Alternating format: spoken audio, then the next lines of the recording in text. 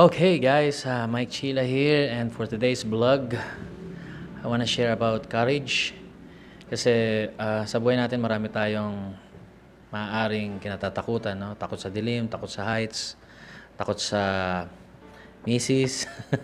Because people nowadays, meron silang mga takot sa buhay. Maaaring takot sila mag-isa sa buhay, takot mabigo sa pag-ibig, takot magpatuloy dahil iniisip nila baka naman hindi sila magtagumpay at masisi pa sila bandang huli. Maaring takot sila sa pwedeng sabihin ng ibang tao, takot sa dilim, takot sa expectations ng mga tao, pwedeng expectations ng magulang, no? Maraming anak, takot sa expectation ng mga magulang nila. Pwedeng takot na mawala ang isang mahal sa buhay. Yan po ay mga iba't ibang uri ng mga takot, no, na kinakaharap ngayon ng mga tao. And sabi po sa Joshua chapter 1 verse 9, tandaan mo ang bilin ko. Magpakatatag ka at lakasan mo ang iyong loob. Huwag kang matatakot o mawawalan ng pag-asa sapagkat akong si Yahweh na iyong Diyos ay kasama mo saan ka man magpunta. So, who is God in your life, guys? Sino ba ang Diyos? Sino ba ang Panginoon sa buhay natin? It's very important that you know who God is in your life. Because when you know who God is in your life, that's the anchor of your life. Angkla.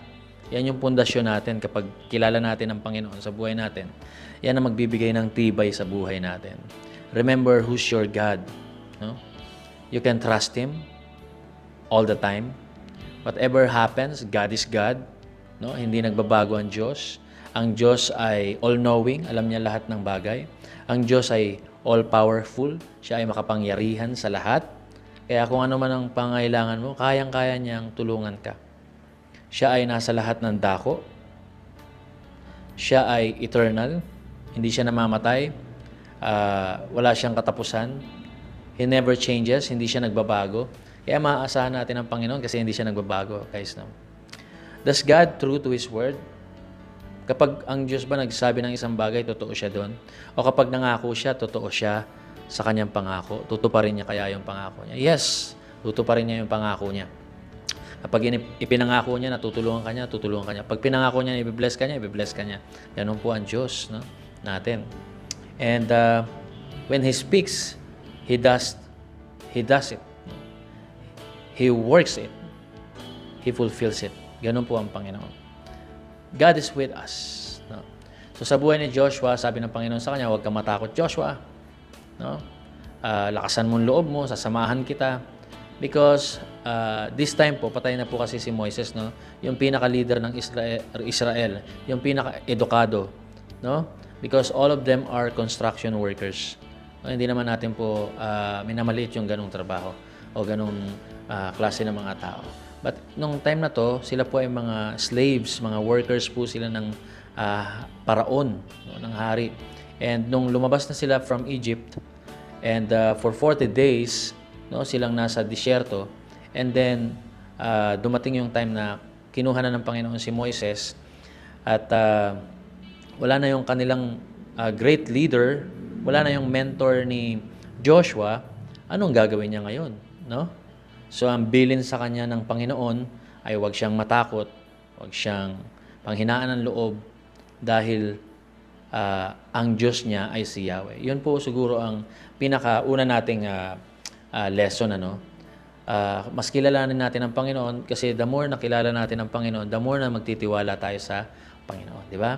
And the more na alam natin ang salita niya, ang Bible, mas lalo nating malalaman kung ano ang direksyon niya sa buhay natin. Kung ano sinasabi at tinuturo ng kanyang mga salita para sa buhay natin. Sabi nga nila, the Word of God, the Bible, is God's manual for people. No? Ano ba yung manual? Sa manual, nandun kasi po yung instructions, kung ano yung item, kung ano yung mga parts, at kapag may troubleshooting, saan mo dadalhin, anong aayusin, yung mga dapat mong gawin. Yun po yung manual. So, ang Bible is God's manual for us. No? So, tinuturuan tayo nito, binibigyan tayo nito ng mga principles and warnings and many more lessons, no, in life. Ayun po. So, merong nag-share sa amin last Sunday,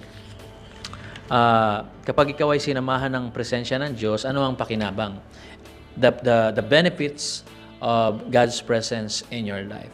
Alam natin, God is with us, no? Emmanuel. So may benepisyo po 'yun. Kaya hindi ka matatakot sa buhay. Hindi ka dapat matakot sa buhay. Okay? Because ang kakampi mo, ang kasama mo ay Diyos, no? Okay? So number 1 na benefit daw kapag kasama natin ang presensya ng Diyos ay makakaranas tayo ng great things, mga dakilang bagay. For example, si Moises, nahati ang dagat, no? Hinati ng Diyos ang dagat sa pamamagitan ni Moises. So nahati at nakatawid sila at nakaligtas sila, no, sa kamay ng mga Ehipsyo na humahabol sa kanila. So sa buhay mo, kapag kasama mo ang Diyos, expects great things. And pangalawa na benepisyo ng presensya ng Diyos kapag kasama natin siya ay victory. He will give us victory. Amen? So, ayun, pagkasama natin siya, for example, si Moises at meron siyang 2 kasama sa burol at si Joshua ay nakikipaglaban sa valley, sa baba. And then, kapag tinataas ni Moises yung kanyang kamay, no, nananalo sila, no? Ang Diyos ay sumasa kanila. Kaya lang, pag nangangawit si Moises, ay natatalo ang mga Israelita. Okay? So, ang ginawa ng 2 kasama niya, tinaas niya yung kamay, tinulungan siya na itaas yung kamay niya.